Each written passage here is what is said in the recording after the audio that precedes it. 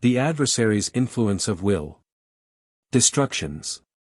It should suffice you to know that everything in my creation proceeds according to my will. Thus, my adversary will not be able to affect creation in some form or other, because he is only able to affect the spiritual being in possession of free will, the human being, but then he once again aims to influence the latter so that the human being himself will try to change works of creation in my adversary's favor. Thus, whatever the human being is able to accomplish may always be according to my will, but it may also correspond to my adversary's will, because the human being is influenced from both sides.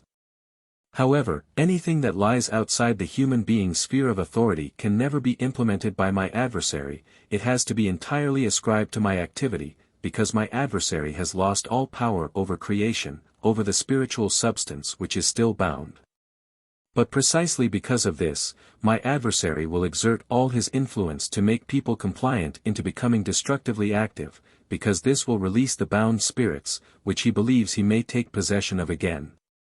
This, too, will be impossible for him. Nevertheless, the released spiritual substance has an unfavourable effect on everything surrounding it because it has left the order, and therefore also creates disorder in its environment, thus it can disrupt an existing natural law.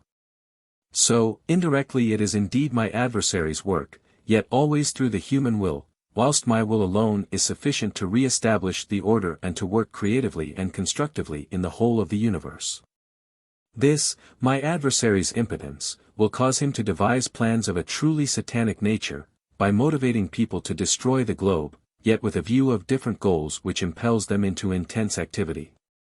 Incapable of accomplishing destruction himself, he will cleverly disguise it as a worthwhile utilization of unfamiliar energies.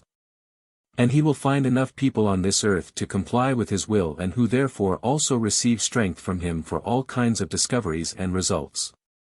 Although the subsequent natural disasters will only affect the creations which arose through my will, they nevertheless cannot be classed as a direct expression of Satan, but they will always be disruptions of order which were caused by human will, even though they will be of immense significance in the spirit's phase of development, both of those who have free will and those who are still in a bound state, for their course of development will be interrupted and thus will require my counteraction so that the disrupted order will be restored again, so that the interrupted development can continue to proceed. My adversary's plan will certainly fail, for he will not regain the released spirits, yet he will have won the people who will have become enslaved by him, the souls which were already further advanced, but he will lose every entitlement over them through the forthcoming renewed banishment. My adversary's influence on the human being's free will is immense, yet he has no control over any created being apart from the human being. He cannot implement anything once a person's will refuses to surrender to him.